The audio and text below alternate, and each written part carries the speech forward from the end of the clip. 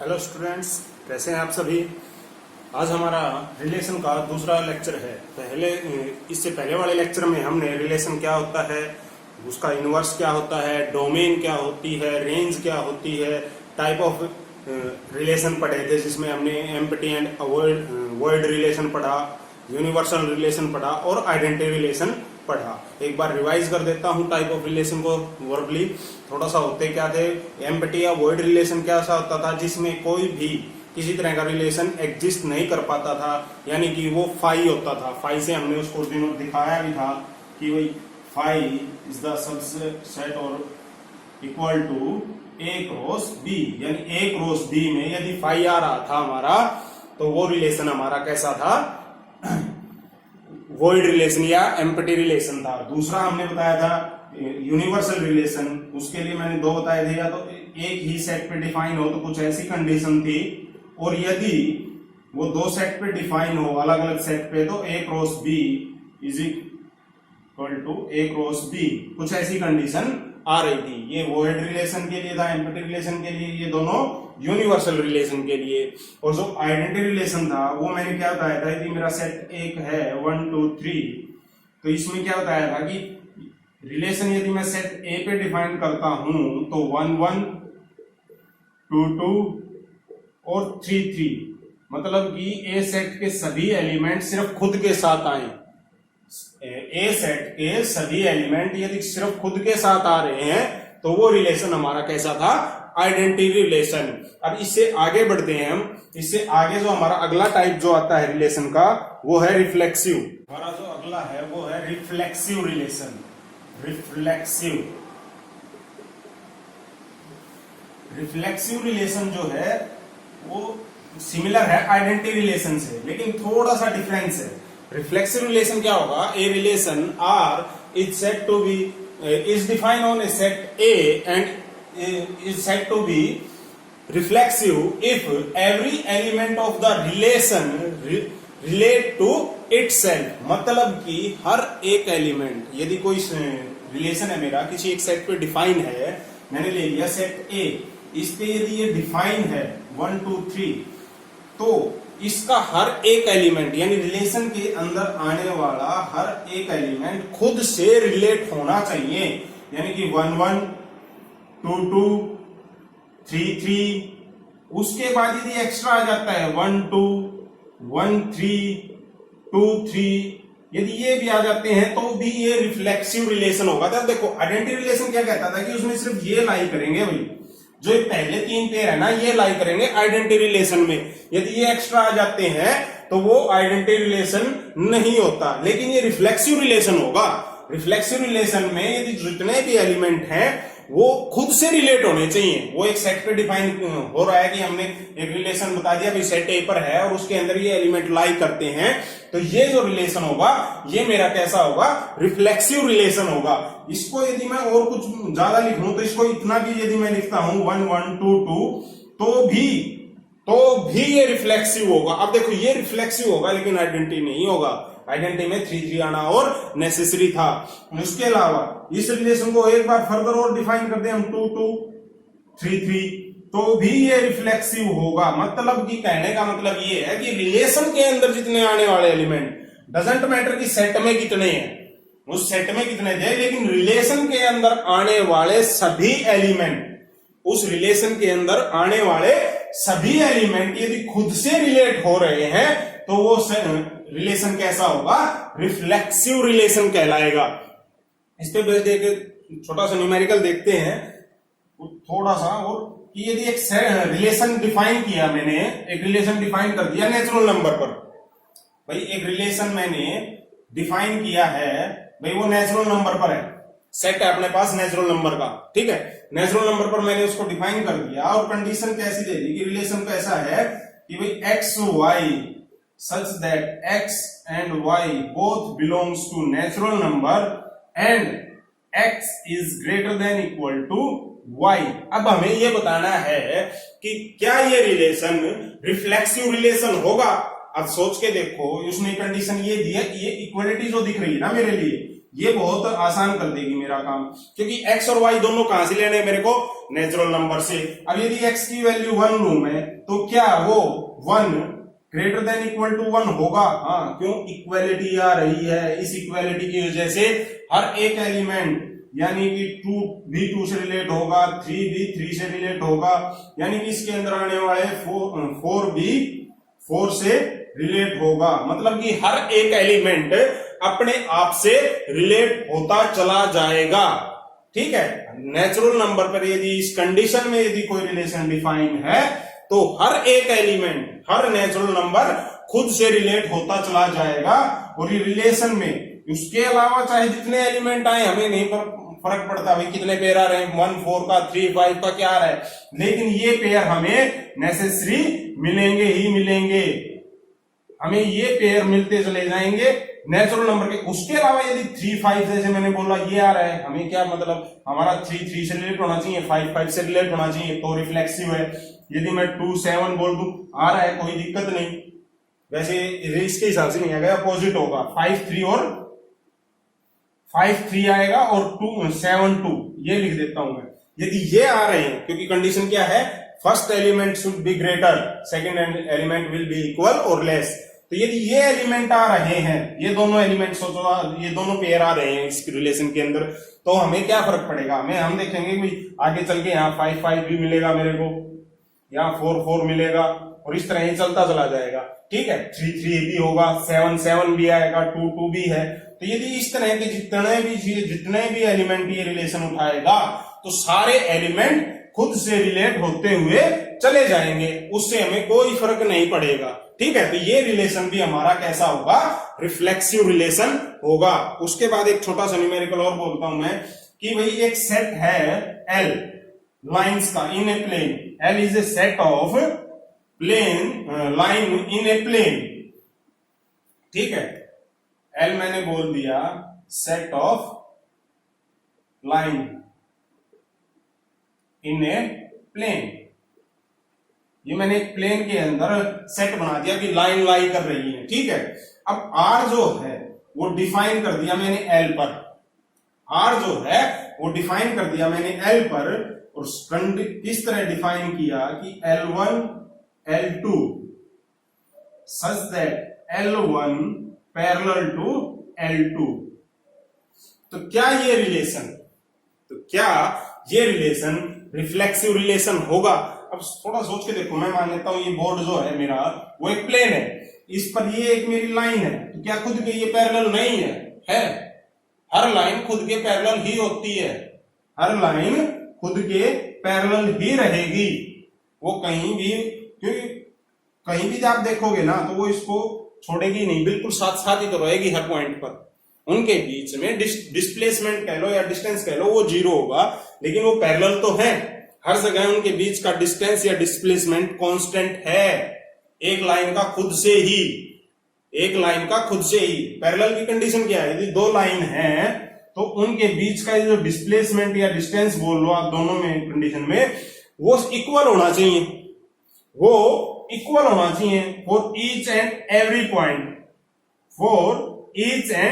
Every point. अब यहां पर यदि लाइन का खुद से ही डिस्टेंस देखें हम, तो हर जगह हर एक पॉइंट पर वो कितना है? 0। यदि वो 0 है तो मतलब इक्वल है, तो मतलब लाइन खुद से पैरेलल रहेगी। हर लाइन यदि खुद से पैरेलल रहेगी तो ये कंडीशन को सेटिस्फाई करेगा। मतलब हर एक पेयर लाइन जितनी भी होंगी, L1 L2 L3 L4, मतलब कि हर एक लाइन का पेयर इस रिलेशन में लाई करेगा ही करेगा। तो ये रिलेशन भी कैसा हो जाएगा? मेरा रिफ्लेक्सिव रिलेशन हो जाएगा। चलो इसी के साथ आगे रिलेशन पे बढ़ते हैं हम। अगला रिलेशन हमारा है सिमेट्रिक रिलेशन।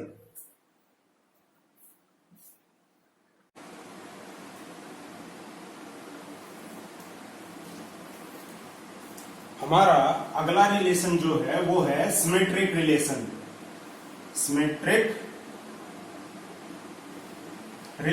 अब सिमेट्रिक रिलेशन क्या होता है कि let a relation R define on a set A, let a relation R on a set A such that, यदि वो एक रिलेशन डिफाइन किया गया है सेट ए पर, उसके लिए कंडीशन क्या हो जाती है, if a b belongs to R such that a and b both belongs to a, such that both a and b individually a और बी ए से बिलोंग करते हैं, क्योंकि ये सेट है, इसमें अलग अलग एलिमेंट होंगे, ये पेयर यदि आर से रिलेट कर रहा है, देन कंडीशन क्या बोल रहा है कि बी ए भी आर से बिलोंग करना चाहिए। यदि ये कंडीशन है तो ऐसा भी होना चाहिए, यदि ए भी रिलेशन में आ रहा है तो बी ए भी रिलेशन के अंदर आना चाहिए। यदि ये कंडीशन सेटिस्फाई नहीं होगी तो वो रिलेशन कैसा नहीं होगा, सिमेट्रिक रिलेशन नहीं होगा। यदि इसको मैं बोलूं कि यदि a related to b, then condition बोल रहा है कि b also related to a. यदि ए बी से रिलेट कर रहा है तो बी भी ए से रिलेट करेगा। जैसे हम एक कॉमन एग्जांपल लेके चल रहे हैं बार बार, 1 2 3 का एक हमारा सेट है, तो रिलेशन यदि इसके अंदर 1 2 है और मैंने बोल दिया 2 3 है, तो अब तक ये सिमेट्रिक नहीं है। ये सिमेट्रिक कब होगा, जब इसके अंदर 2 1, इसका अपोजिट यानी 1 2 से रिलेट था तो 2 1 से रिलेट होना चाहिए, और 2 3 से रिलेट था तो 3 2 से रिलेट होना चाहिए। यदि इस तरह की कंडीशन आ रही है तो ये रिलेशन सिमेट्रिक रिलेशन होगा। यदि मैं इस रिलेशन को कुछ ऐसा लिख दूं कि भाई 1 1 2 2 1 2 1 3 और 2 1, अब क्या ये रिलेशन सिमेट्रिक रिलेशन है? देखो, यदि ये इस तरह के पेयर आ रहे हैं इनसे तो कोई फर्क पड़ेगा नहीं, क्योंकि 1 1 से रिलेटेड है तो 1 1 से ये तो आपस में रिलेट कर जाएंगे। साथ साथ ये क्या रिफ्लेक्सिव भी है वो भी हम देख लेते हैं। दोनों कंडीशन आ रही है, रिफ्लेक्सिव तो नहीं होगा क्योंकि यहाँ पे 3 है, 3 3 का पेयर हमें कहीं दिख नहीं रहा, तो रिफ्लेक्सिव तो नहीं हुआ। सिमेट्रिक देखते हैं तो इनकी जैसे तो कोई फर्क पड़ना नहीं है। यहाँ देखते हैं 1 2 2 1 है, कंडीशन सेटिस्फाई। 1 3 3 1 नहीं है, 3 1 इसके अंदर लाई नहीं कर रहा है, तो इसका मतलब ये एक सिमेट्रिक रिलेशन नहीं है। मतलब की सीधी सी बात है, यदि आपका कोई फ्रेंड है तो वो भी आपका फ्रेंड है, opposite both condition are satisfy. यदि आपका कोई फ्रेंड है, यदि सुमित के पास मोहन नाम का कोई लड़का उसका फ्रेंड है, तो मोहन के पास भी तो सुमित नाम का फ्रेंड हुआ कि नहीं हुआ? तो ठीक इसी तरह यदि दोनों एक दूसरे से, यदि a related to b then b also related to a, इस तरह की यदि कंडीशन सेटिस्फाई एक रिलेशन कर रहा है तो वो रिलेशन कैसा होगा? हमारा सिमेट्रिक रिलेशन होगा। इस पे वैसे एक न्यूमेरिकल बोलता हूं कि भाई एक लाइन एल मैंने सेट लिया, लाइन इन ए प्लेन, और रिलेशन किस तरह डिफाइन किया कि L1 L2, L मेरा वही सेट है लाइंस का सेट है इन ए प्लेन, और रिलेशन मैंने डिफाइन किया L पर किस तरह, कंडीशन क्या दी मैंने कि भाई L1 L2 such that L1 perpendicular to L2, ये कंडीशन दे दी। अब एक बात सोचने की है, यदि ये मेरी L1 लाइन है और ये मेरी L2 लाइन है और ये इस पे परपेंडिकुलर है, मतलब ये तो मेरे को गिवन है कि भाई L1 जो है L2 पर परपेंडिकुलर है, तो क्या L2 भी L1 पर परपेंडिकुलर होगी? नेचुरल सी बात है, होगी। दोनों के बीच 90 डिग्री का एंगल तो रहेगा, एंगल तो चेंज होने से रहा, यानी कि L2 भी जो है वो परपेंडिकुलर रहेगी L1 के। L2 भी जो है वो L1 के परपेंडिकुलर रहेगी, एंगल तो चेंज नहीं होगा। इन दोनों लाइंस की, पर्टिकुलर इन दोनों की लाइन की बात कर रहा हूं मैं। L3 L4 ले लो, यदि L3 परपेंडिकुलर है L4 के, तो क्या L4 परपेंडिकुलर नहीं होगी L3 के? होगी। सिंपल सी बात है, उनके बीच का एंगल थोड़ी चेंज होगा, फिक्स है वो लाइन, ठीक है। इसी बेस्ड एक न्यूमेरिकल और करते हैं, तो ये रिलेशन कैसा होगा? सिमेट्रिक रिलेशन हमारा होगा, ठीक है। अब हमें एक क्वेश्चन है कि prove that a relation is symmetric on a set A if R is equal to R inverse. हमने क्वेश्चन क्या लिया? क्वेश्चन हमने लिया है कि भाई एक रिलेशन है R, डिफाइन है सेट ए पर, डिफाइन है सेट ए पर। इसको हमें रिलेशन को सिमेट्रिक प्रूव करना है, सिमेट्रिक प्रूव करना है इफ ये कंडीशन गिवन है आपको, इफ ये कंडीशन आपको गिवन है कि R is equal to R inverse. अब सोच के देख के चलते हैं, मैं मान के चलता हूं कि यदि ये कंडीशन मेरे पास है तो एक मैंने लिया लेट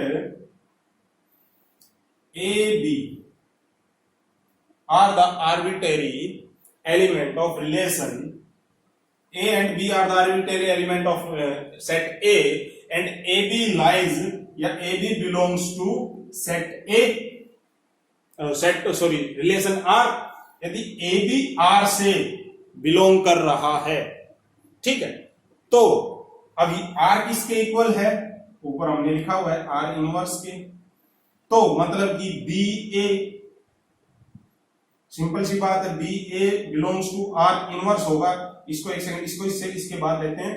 यदि AB बिलोंग्स टू R है और BA belongs to R inverse है और ये दोनों इक्वल हैं, और ये दोनों इक्वल हैं, मतलब AB भी बिलोंग करेगा R इनवर्स से, AB भी बिलोंग करेगा R इनवर्स से। तो इससे मेरे को कंडीशन क्या मिल रही है कि R is the subset of R inverse.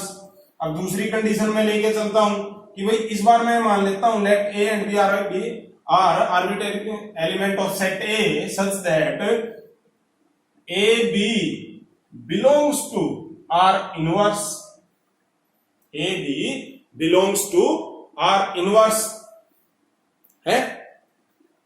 अब यहां से मैं यदि देखूं तो यदि ये इस कंडीशन को मैं देखूं तो BA बिलोंग करेगा R से, BA बिलोंग करेगा मेरा R से।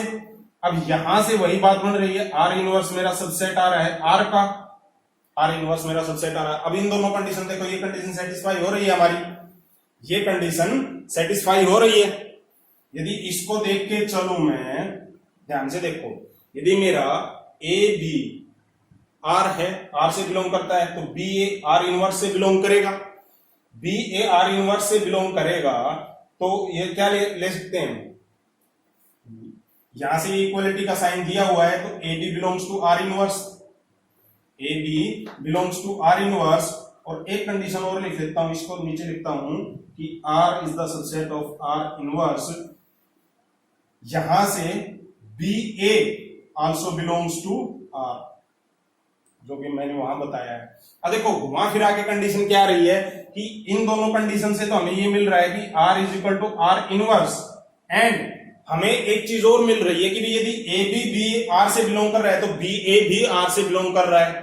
अब देखो इसको दो तरीके से प्रूव कर सकते हैं, या तो ये कंडीशन लेके हम इसको सिमेट्रिक प्रूव कर दें। अब देखो मैं ये कंडीशन लेके चला था तो ये सेट कैसा प्रूव हो रहा मेरा, सिमेट्रिक, क्योंकि यहां पर यदि ये कंडीशन यहां थी तो ये कंडीशन यहां मिल रही है, तो भी ये सिमेट्रिक हो रहा है। यदि ये कंडीशन यहां थी, ये कंडीशन यहां थी, तो यहां से मैं एक चीज और लिख सकता हूं, क्या लिख सकता हूं यहां से कि A, अब देखो ये गिवन है तो AB also belongs to R। अब इन दोनों कंडीशन की वजह से रिलेशन कैसा हो गया, सिमेट्रिक हो गया। इन दोनों कंडीशन की वजह से रिलेशन सिमेट्रिक हो गया यदि ये कंडीशन गिवन है तो, और यदि हम इसको सिमेट्रिक लेके चलें तो हम इसको ये प्रूव कर सकते हैं। दोनों तरीके से इसको प्रूव किया जा सकता है। इसके बाद हमारा जो अगला टाइप आता है रिलेशन का, वो है ट्रांजिटिव रिलेशन।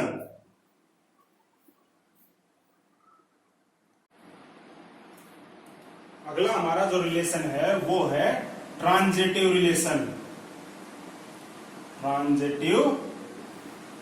ट्रांजिटिव रिलेशन क्या होता है? A relation R define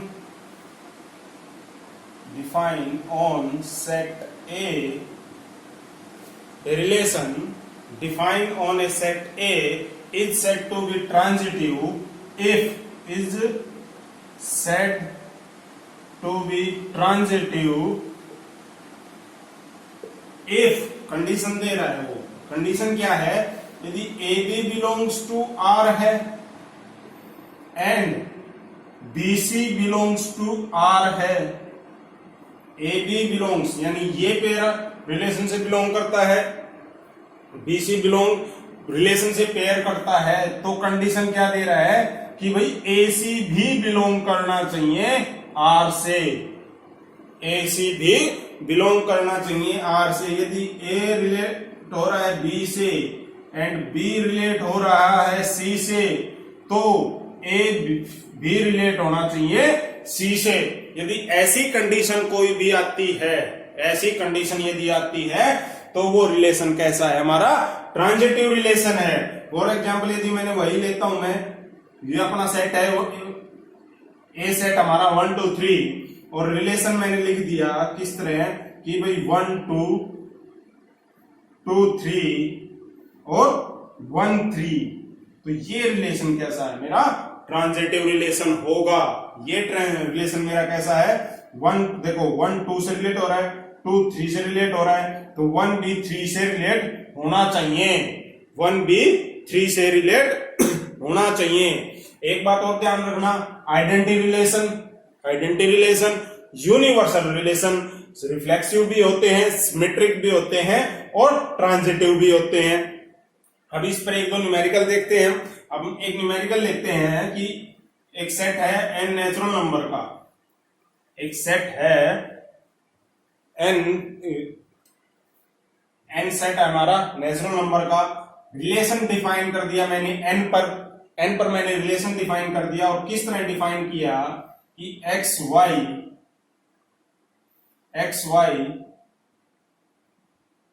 such that x and y both belongs to natural number and x is greater than less than y। इस तरह का मैंने एक रिलेशन दिया है। अब एक बात देखो, अब इस रिलेशन को यदि मैं लिखना चाहूं थोड़ा सा, तो यदि मैं 1 2 का पहला पेयर लेता हूं, भाई पहले उसने बोला है कि x जो छोटा होना चाहिए y से। दूसरा यदि मैं y से ही उठाता हूं तो 2 3 यानी 2 से उठाया मैंने, वही कंडीशन आ गई ना कि भाई x y बिलोंग कर रहा है। मैं मान के चल लेता हूं इसके अंदर y z है, तो हमारा इसके अंदर x z भी होना चाहिए। तो क्या x लेस देन z होगा? सिंपल सी बात है, नेचुरल नंबर में होगा। क्यों? क्योंकि अब यहां से देखो ना कि यदि 1 2 था, 2 3 था, तो 1 3 सिंपल सी बात है आ जाएगा, इस कंडीशन को सेटिस्फाई कर रहा है। हाँ भाई, हर कंडीशन में ये सेटिस्फाई हो रहा है। 1 जो है वो 3 से लेस देन है, इस कंडीशन को सेटिस्फाई कर रहा है जो उसने रिलेशन में दी थी। तो इसलिए ये कैसा हो जाएगा, एक ट्रांजिटिव रिलेशन हमारा हो जाएगा।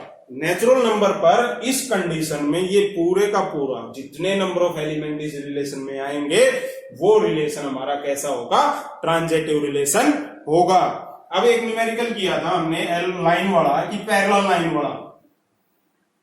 लाइन वाला एक रिलेशन क्वेश्चन किया था कि भाई एल जो है मेरा वो सेट है लाइंस का इन ए प्लेन, लाइंस का एक सेट है प्लेन के अंदर।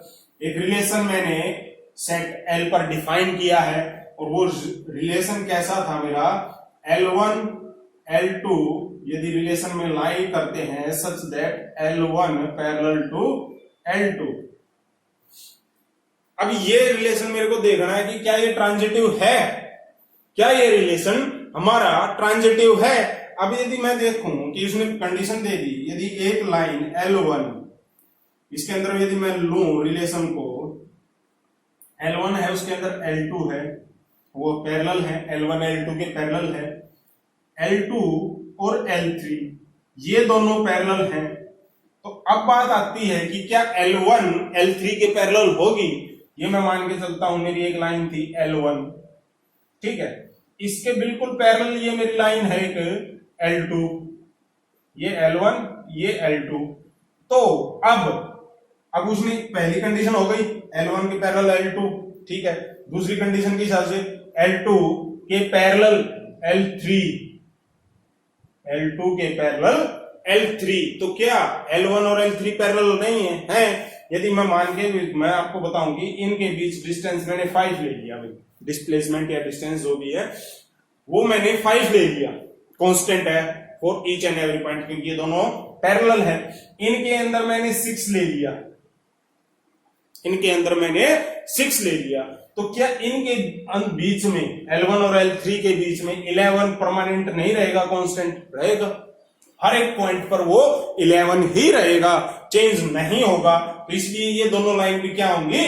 पैरेलल होंगी। और जो ये सेट है L1 और L3 का पेयर जो है वो इस रिलेशन में लाई करेगा। तो मतलब ये सेट, ये रिलेशन भी हमारा कैसा हो जाएगा? ट्रांजिटिव रिलेशन कहलाएगा। ये रिलेशन भी हमारा कैसा होगा? ट्रांजिटिव रिलेशन होगा। ठीक है, चलो अगला देखते हैं, अगला कौन सा है हमारा? अगला जो है हमारा वो है anti symmetric relation. Anti symmetric relation. अब आपके माइंड में आ रहा होगा सर सिमेट्रिक पढ़ा था उसका उल्टा कर दें, यदि वो कंडीशन सेटिस्फाई ना हो तो एंटी सिमेट्रिक हो जाएगा। नहीं, ऐसा नहीं है। यदि एक मेरे पास सेट है, let A B a set है and R is a relation defined on set A, it's said to be antisymmetric if AB belongs to R and BA belongs to R, then condition given that है कि भाई A is equal to B होगा। then condition given है कि उसके अंदर A is equal to B होगा ही होगा। अब हमारा जो आइडेंटिटी रिलेशन है, आइडेंटिटी रिलेशन वो सब एंटीसिमेट्रिक होते हैं। यूनिवर्सल, यदि यूनिवर्सल में सिर्फ एक ही एलिमेंट है, यूनिवर्सल में यदि सेट में एक ही एलिमेंट है और इसका यूनिवर्सल देखूं तो वो एंटीसिमेट्रिक होगा। लेकिन यदि 2 एलिमेंट आ जाते हैं इस सेट के अंदर, अब जैसे यदि मैं लूं ये सेट मेरा 1 है, एक तो ये सेट हो जाए, तो इसके ऊपर जो एक रो से क्या बनेगा? मेरा सिर्फ यही बनेगा 1 1 का पेयर। उस कंडीशन में तो ये एंटीसिमेट्रिक है। लेकिन यदि मेरा यहां आ जाए 1 2, भाई इस कंडीशन में ये मेरा एंटीसिमेट्रिक रिलेशन नहीं होगा, क्योंकि इसमें 1 1 भी आएगा, इसमें 2 2 भी आएगा। यहां तक तो बात ठीक थी, लेकिन जो इसमें 1 2 और 2 1 आएंगे तब मामला गड़बड़ा जाएगा, तब मामला गड़बड़ा जाएगा, क्योंकि ये दोनों इक्वल नहीं हैं। तो उस कंडीशन में ये स्क्रूसिमेट्रिक एंटीसिमेट्रिक नहीं होगा। ठीक है, एंटीसिमेट्रिक नहीं होगा। इससे अगला जो आता है अपना, वो आता है इक्विवेलेंस रिलेशन। इक्विवेलेंस रिलेशन क्या होता है? इक्विवेलेंस रिलेशन हमारा क्या होता है? नाम से ही तुम्हें थोड़ा बहुत आइडिया आ रहा होगा कि इक्विवेलेंस रिलेशन हम किसे बोलेंगे। देखो, इक्वलिटी से थोड़ा बहुत आइडिया आ रहा है। इक्विवेलेंस सोच के देखो,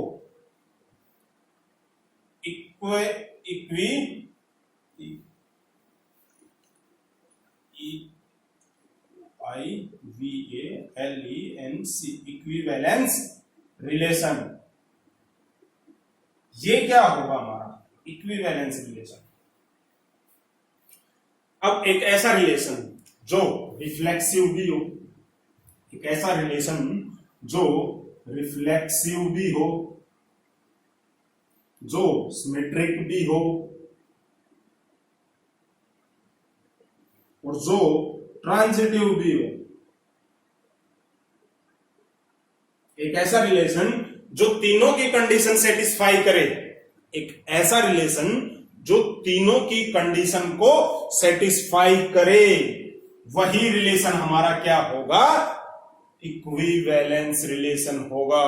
वही रिलेशन हमारा क्या होगा? इक्विवेलेंस रिलेशन होगा। अब देखो, अब हमने एक लाइन वाले 1 2 न्यूमेरिकल किए थे पैरेलल, और अभी हमने वो देखे थे उन्हीं को देखते हैं। पहला जो मेरा था कि भाई एल जो है वो लाइंस का सेट है, लाइंस का सेट है। आर जो हो एल पे डिफाइन कर दिया मैंने। आर की कंडीशन क्या दी थी, L1 L2 such that L1 parallel to L2।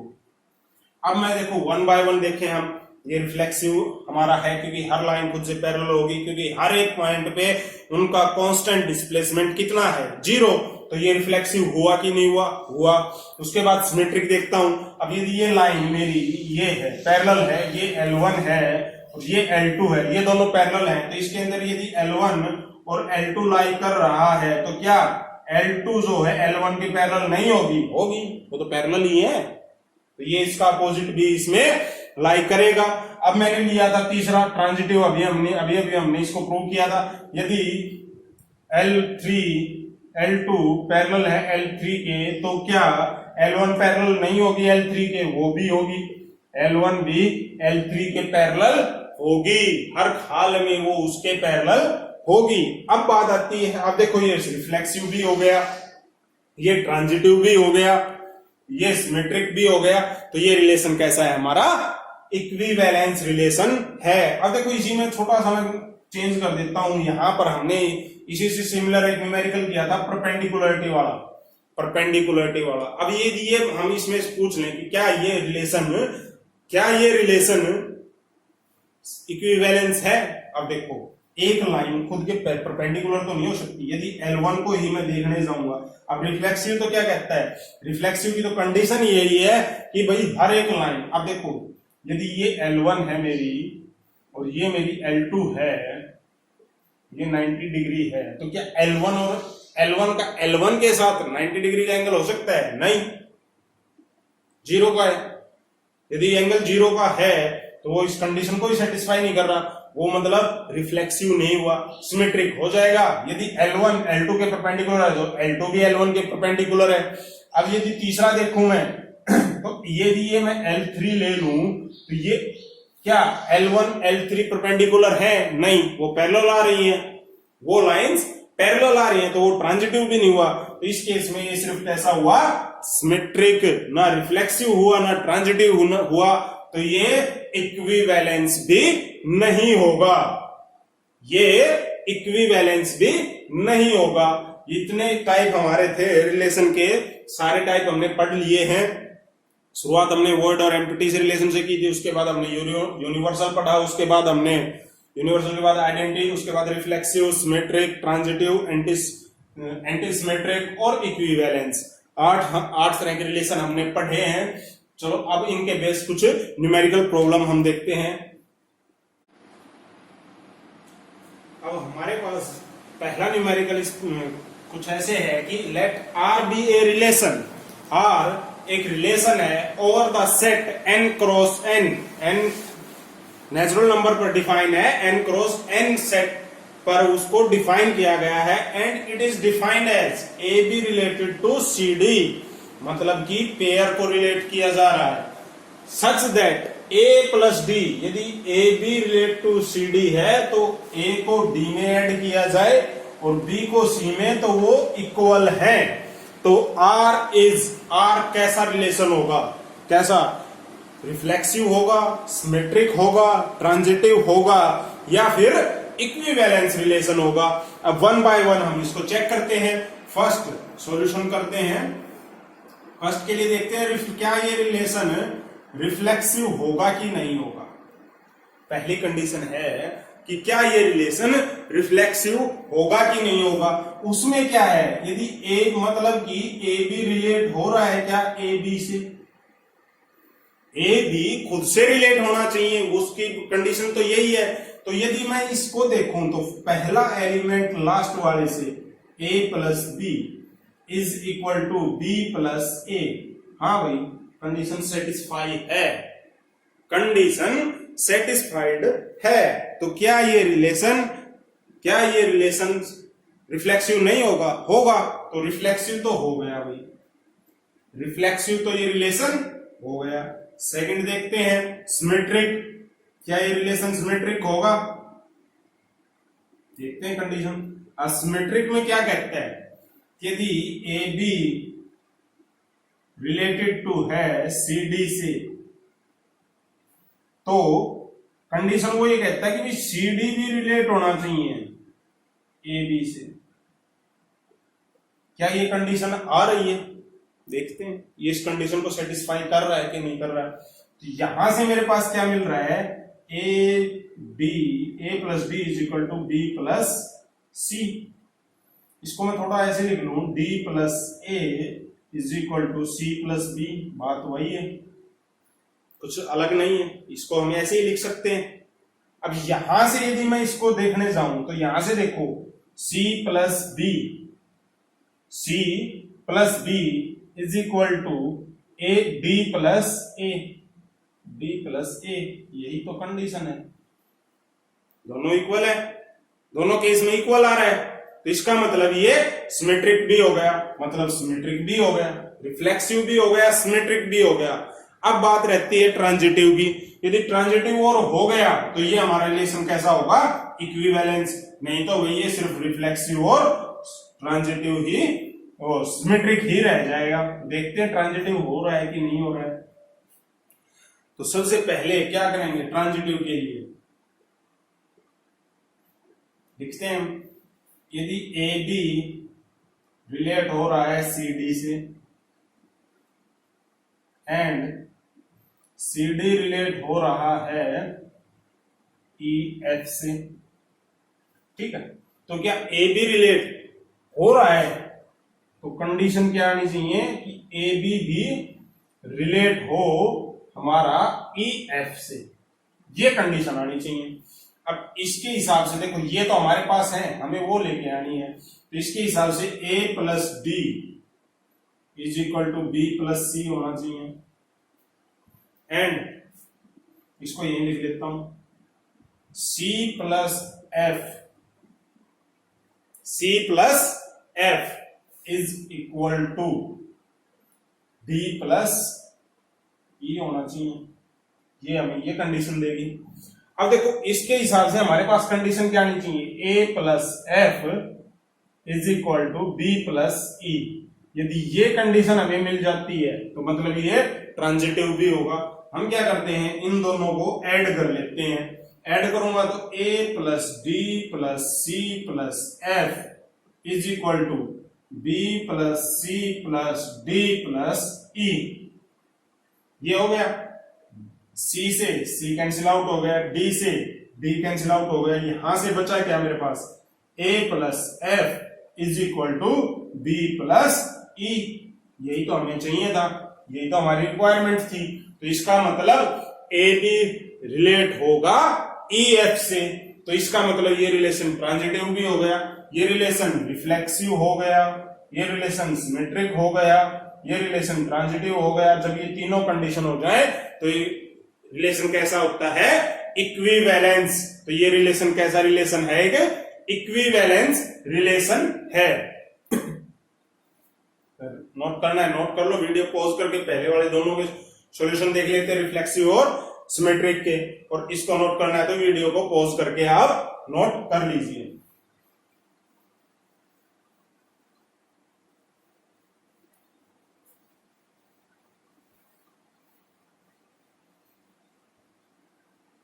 जो हमारे पास वो कुछ ऐसा है कि the relation less than on the set of natural numbers is. अब पहले तो हमें ये समझना है कि लेस देन रिलेशन क्या कहना चाह रहा है, कि इसका मतलब क्वेश्चन समझ आना चाहिए। उसके बाद चार ऑप्शन दिए हैं कि ये रिलेशन सिर्फ सिमेट्रिक है, सिर्फ ट्रांजिटिव है, सिर्फ रिफ्लेक्सिव है, या इक्विवेलेंस रिलेशन है। वो तो हम बाद में देखेंगे। पहले किसी बच्चे को क्वेश्चन समझ ना आ रहा तो वो देख लो। लेस देन का मतलब क्या होता है कि एक रिलेशन लिख दिया मैंने, ये उसने बोला हुआ है नेचुरल नंबर पर उसने डिफाइन किया है। पहले क्वेश्चन को समझ लो, नेचुरल नंबर पर उसने डिफाइन किया है किस तरह की रिलेशन है, x and y both belongs to natural number and x is less than y, x is less than y. तो मतलब कंडीशन ये है, इसका ये जो लेस देन बोल रहा है उसका मतलब ये इस तरह का रिलेशन है, उसने इस तरह डिफाइन किया है। अब नेचुरल नंबर है तो यदि मैं x की वैल्यू, अब देखो रिफ्लेक्सिव के लिए पहले हम स्टेप टू स्टेप चलते हैं। पहला हम यदि रिफ्लेक्सिव के लिए देखूंगा मैं तो क्या 1 1 से छोटा हो सकता है कभी? क्या 1 1 से छोटा हो सकता है? नहीं। कोई भी नंबर खुद से तो छोटा नहीं हो सकता, इक्वल हो सकता है। कोई भी नंबर खुद से छोटा नहीं होगा, इक्वल होगा। तो मतलब ये रिलेशन कैसा हो गया भाई? रिफ्लेक्सिव तो नहीं हुआ, ओनली रिफ्लेक्सिव। अब रिफ्लेक्सिव नहीं है तो मतलब मेरा इक्विवेलेंस भी नहीं होगा, बचा इन दोनों में से होगा आंसर।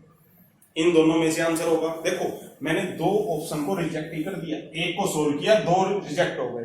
ठीक है, अब देखते हैं हम इसको सिमेट्रिक के लिए। सिमेट्रिक में क्या कहता है? सिमेट्रिक में कंडीशन क्या है? क्या यदि x y से छोटा है तो क्या y x से छोटा हो सकता है? Not possible. भाई जब मैंने मान लिया 1 2 से छोटा है तो 2 1 से छोटा थोड़ी हो सकता है। नहीं, ये कंडीशन गलत है, तो ये सिमेट्रिक भी नहीं होगा। ये वाला ऑप्शन भी कैंसिल। अब 3 ऑप्शन तो हमारे गलत हो गए, बचा एक। लेकिन चेक कर लेते हैं, फिर भी चेक करना तो बनता है ना कि यदि x is less then y and y is less then z। हाँ, तो यहां से सिंपल सा हमें दिख रहा है कि x is less then z। ये कंडीशन सेटिस्फाई होगी। नंबर में नेचुरल नंबर लेके दिखा देता हूं। 1 is less then 2 and 2 is less then 3, तो भाई 1 तो लेस देन 3 होगा ही होगा। तो ये बी ऑप्शन हमारा only transitive is the right answer. ठीक है, अब हमारा अगला न्यूमेरिकल है द रिलेशन। रिलेशन उसने लिख दिया है भाई, रोस्टर फॉर्म में लिखा हुआ है 1 1 2 2 3 3 1 2 2 3 1 3 ऑन सेट ए 1 2 3। सेट दिया हुआ 1 2 3 इज। अब उसने ऑप्शन किस हिसाब से दिए हैं कि भाई रिफ्लेक्सिव है बट सिमेट्रिक नहीं है, रिफ्लेक्सिव है बट ट्रांजिटिव नहीं है, सिमेट्रिक है एंड ट्रांजिटिव भी है। दोनों सिमेट्रिक और transitive, neither symmetric nor transitive. अब इनमें से हमें देखना है कि ये रिलेशन कैसा होगा। अब एक बात ध्यान से देखो, जो इसने मेरे को गिवन है 1 1 2 2 3 3, यहां से 1 1 2 2 और 3 3। अब इस रिलेशन में 1 2 3 के अलावा तो कुछ है नहीं, और ये तीनों पेयर यहां पर अवेलेबल है। तो ये रिलेशन कैसा हो गया? रिफ्लेक्सिव तो हो गया, ये रिफ्लेक्सिव तो हो गया। अब देखिए, reflexive but not symmetric, reflexive but not transitive. अब इनमें से क्या होगा? हो सकता है ये सिमेट्रिक और ट्रांजिटिव भी हो। चलो देखते हैं। अब उसके बाद हम आगे चलें तो अगला बात क्या आती है सिमेट्रिक के लिए। सिमेट्रिक के लिए अब देखो, इनकी वजह से तो कुछ फर्क नहीं पड़ेगा। आइडेंटिटी, ये तो आइडेंटिटी रिलेशन के एलिमेंट हैं, और आइडेंटिटी रिलेशन आपका रिफ्लेक्सिव भी होता है, ट्रांजिटिव भी होता है, सिमेट्रिक भी होता है। बात आती है यहां से, यहां पे मेरे पास 1 2 है, यहां पर मेरे पास 1 2 है, लेकिन मेरे को कहीं भी 2 1 इस रिलेशन में दिखाई नहीं दे रहा है। उसी तरह 2 3 है, 2 3 है, लेकिन 3 2 कहीं नहीं है। 1 3 है, लेकिन वो 3 और 1 भी अवेलेबल नहीं है। तो मतलब कि ये रिफ्लेक्सिव तो है, सिमेट्रिक नहीं है। ये रिफ्लेक्सिव तो है, सिमेट्रिक नहीं है। तो मतलब पहला ऑप्शन तो अपना सही हो रहा है, रिफ्लेक्सिव तो है बट सिमेट्रिक नहीं है। पहला ऑप्शन सही हो रहा है, तीसरा गलत हो रहा है, क्योंकि सिमेट्रिक और ट्रांजिटिव बोला है उसने कि भाई सिमेट्रिक भी होगा और ट्रांजिटिव भी होगा, तो तीसरा गलत हो गया। अब आगे देखते हैं कि क्या ऑप्शन बनता है। एक बार ट्रांजिटिव और चेक कर लेते हैं, पूरी क्लियरिटी आ जाएगी। ट्रांजिटिव के लिए में क्या कंडीशन होती है? हाँ भाई, ट्रांजिटिव के लिए कंडीशन क्या होती है? अब देखो, ये तो वही है, इनके जैसे तो कोई फर्क पड़ना नहीं है, ये इनके जैसे तो ट्रांजिटिव रहेगा। अब मेरे पास आ रहा है 1 2। अब मैं यहां से देखूंगा 2 से स्टार्ट होने वाला, हाँ भाई 2 3। अब 1 2 2 3, तो क्या 1 3 है? 1 3 भी अवेलेबल है, 1 3 भी अवेलेबल है। अब यहां से यदि आगे होता 2 3 3 से कुछ रिलेट होता, कुछ है ही नहीं हमारे पास, तो ये रिलेशन हमारा ट्रांजिटिव भी हुआ। ये ट्रांजिटिव और रिफ्लेक्सिव है, सिमेट्रिक नहीं है। तो अब हमें ऑप्शन देखना है कौन सा। देखो, सिमेट्रिक और ट्रांजिटिव, ट्रांजिटिव है, सिमेट्रिक नहीं है, तो ये गलत हो गया। यहां पर neither symmetric nor transitive, neither symmetric, ये बात तो ठीक है, नॉट ट्रांजिटिव, ये ट्रांजिटिव के लिए मना कर रहा है लेकिन वो ट्रांजिटिव है, तो ये भी गलत हो गया। अब ये रिफ्लेक्सिव है बट नॉट ट्रांजिटिव, रिफ्लेक्सिव है बट नॉट ट्रांजिटिव, लेकिन ये ट्रांजिटिव है, तो ये भी गलत हो गया। तो सही ऑप्शन अपना क्या बचा, ए, रिफ्लेक्सिव बट नॉट सिमेट्रिक।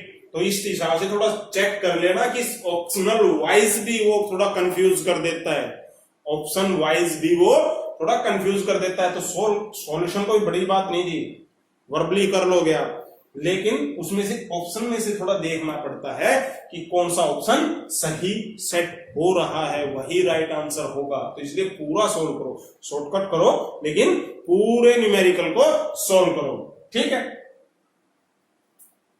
अब हमारे पास अगला न्यूमेरिकल क्या है, let R be a relation on set N of natural numbers.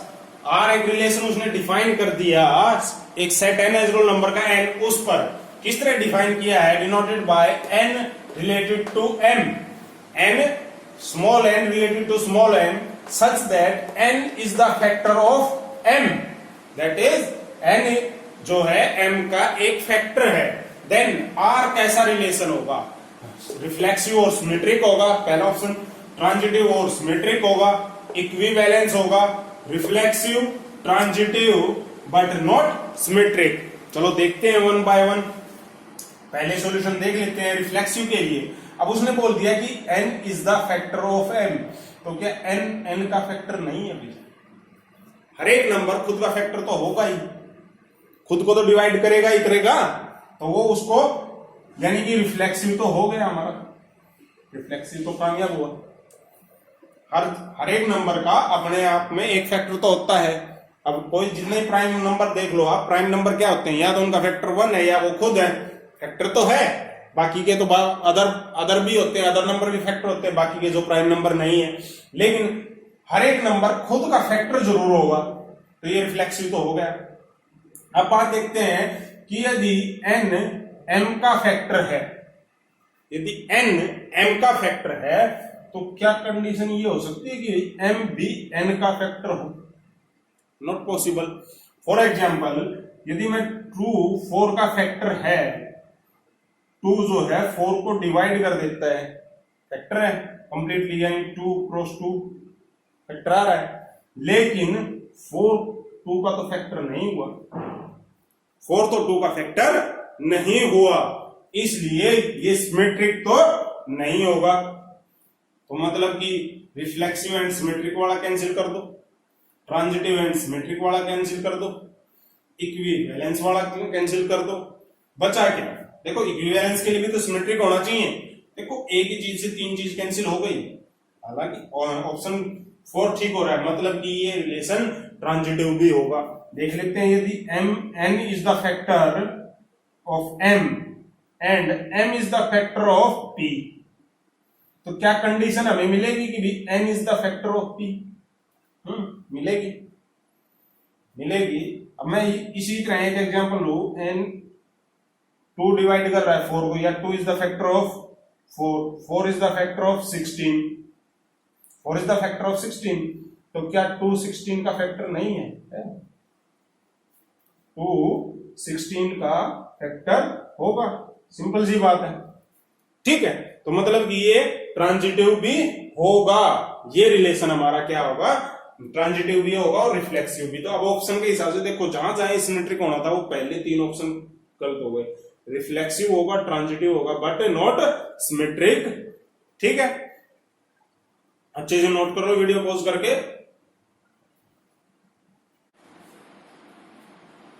हमारा अगला क्वेश्चन है कि 2 रिलेशन दिए हुए हैं, 2 रिलेशन हमें गिवन है, आर और एस, कंसीडर ये स्टेटमेंट काफी बड़ी थी इसलिए मैंने सिर्फ रिलेशन लिखे कि क्या क्या दिए हुए हैं, ठीक है।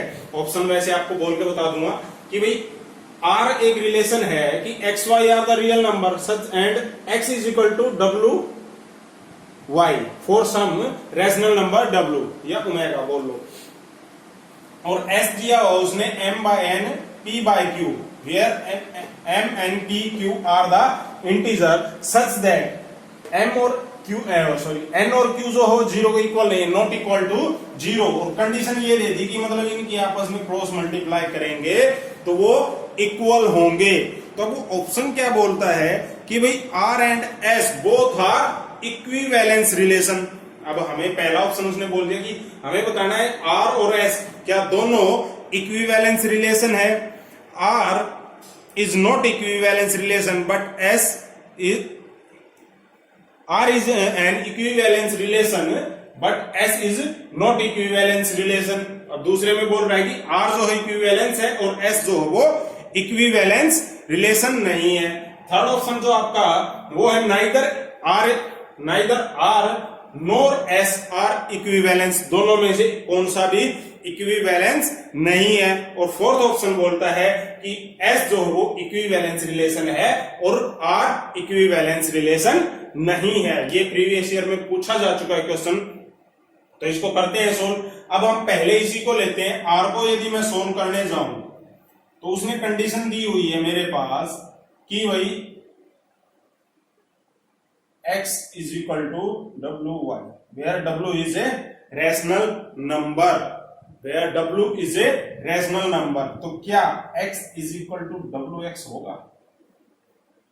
क्या नॉर्मली यदि ये कुछ ऐसा नंबर हो कि भाई इसको हम मान लें 1/1 हो तो क्या पता हो भी जाए, बट इसने रैशनल नंबर बोला है तो ये कंडीशन भी इक्वल नहीं होगी। दूसरी इसकी सिमेट्रिक के लिए देख लो, तो यदि x is equal to omega y है तो y इज इक्वल टू, इससे यदि क्लियर इमेज ना आए तो y इज इक्वल टू, ये कंडीशन तो हो ही नहीं सकती, y इज इक्वल टू डब्ल्यू एक्स। यदि ये है तो ये तो नहीं हो सकता। अब सपोज करो मैं कोई नंबर ले लू, मैंने x की वैल्यू 4 ले ली, इसकी वैल्यू 5/8 ले ली, y की वैल्यू सपोज कर लो, सॉरी ये इसके इक्वल आना चाहिए, x की वैल्यू निकालते हैं हम 5/8 इंटू 4 कर लो, y की वैल्यू हमने 4 कंसीडर कर ली, y की वैल्यू हमने 4 कंसीडर कर ली, तो ये 5/2 आ गया, x इज इक्वल टू 5/2। तो क्या अब 4 इज इक्वल टू 5/8 इंटू 5/2 ये कंडीशन सेटिस्फाई हो रही है? क्या ये इसके इक्वल होगा? नहीं, ये इसके इक्वल नहीं होगा। मतलब कि अपना r जो है वो सिमेट्रिक नहीं है, तो मतलब वो इक्विवेलेंस रिलेशन नहीं है। अब देखो जो जो अपने ऑप्शन थे पहले और दूसरे में उसको इक्विवेलेंस बोल रहा था। पहला ऑप्शन तो यही था कि दोनों इक्विवेलेंस है, दूसरा ऑप्शन यही था कि आर इक्विवेलेंस है और एस नहीं है, तो पहले दोनों ऑप्शन तो हो गए गलत। तीसरा और चौथा था जिसमें ये बोल रहा है कि ना आर इक्विवेलेंस है ना एस इक्विवेलेंस है, और फोर्थ में बोल रहा है कि एस इक्विवेलेंस है। तो एस की इक्विवेलेंसी चेक कर लेते हैं। उसने दिया है कि भाई m/n p/q, और कंडीशन उसने क्या बोल दी, qm is equal to pn, ये कंडीशन।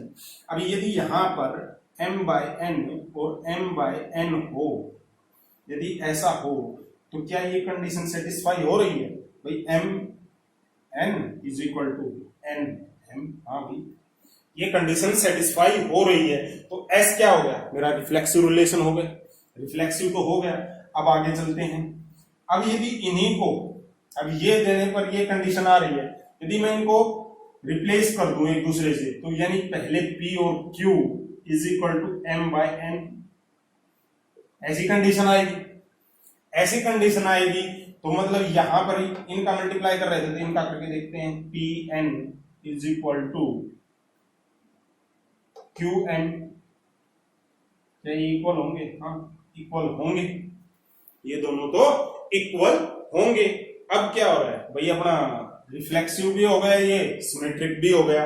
सिमेट्रिक के लिए कंडीशन चेक कर रहे थे हम, भाई सिमेट्रिक यही तो बोलता है यदि ए बी है तो बी ए बी होना चाहिए, तो बी ए हमने करके देख लिया, बी ए हमने करके देख लिया, तो यहां से हमारे पास ये मिल गया कि ये रिफ्लेक्सिव भी है और ये सिमेट्रिक भी है। अब यदि ये ट्रांजिटिव और हो गया, अगर अब यदि ट्रांजिटिव और हो गया तो हमारा एस जो है वो इक्विवेलेंस हो जाएगा, और नहीं तो ऑप्शन सी ठीक हो जाएगा।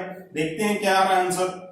यदि एम एन पी क्यू ये कंडीशन इसके पास है, and p q over sorry u v, मैं ये ले लेता हूं, ये कंडीशन है, तो इससे हमें मिलना चाहिए कि एम एन यू वी भी इसमें लाई करेगा, ये भी इसमें लाई करेगा। अगर ये इसमें लाई करता मिल गया तो अपना काम हो गया।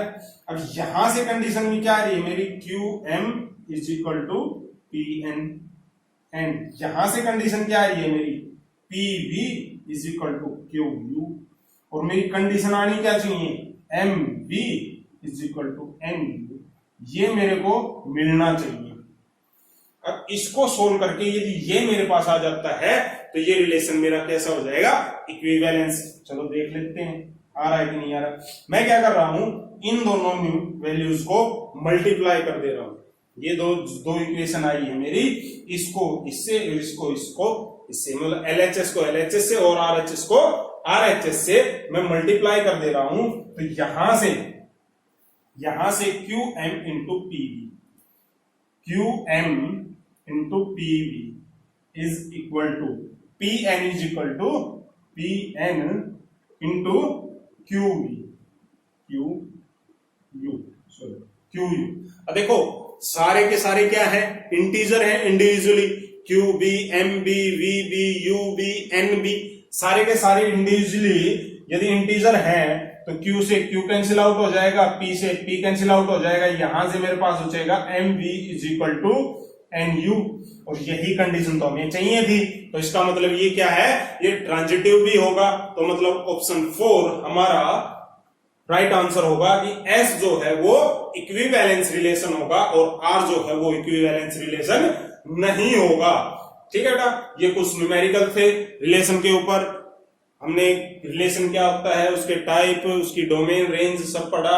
मेन जो वो आते हैं 12th क्लास में, जिन पे बेस्ड न्यूमेरिकल, जैसे ये न्यूमेरिकल पूछा गया था कंपटीशन में, इस तरह के न्यूमेरिकल हमें डील करते आने चाहिए। ठीक है बेटा, मिलते हैं अगले लेक्चर में। अगला लेक्चर हम देखते हैं, अगला लेक्चर में नेक्स्ट चैप्टर हम इसका शुरू करेंगे। चलो तब तक ध्यान लगा के, मन लगा के पढ़ाई करो और अच्छे से प्रैक्टिस करो। काफी और न्यूमेरिकल्स की प्रैक्टिस करना, कुछ मैंने कराए हैं, कुछ आपके पास अवेलेबल होंगे, कुछ बुक्स से आप ट्राई कीजिएगा, सोल्व कीजिएगा। जितने ज्यादा हो सके उतने नंबर ऑफ न्यूमेरिकल्स की प्रैक्टिस कीजिए। Thank you.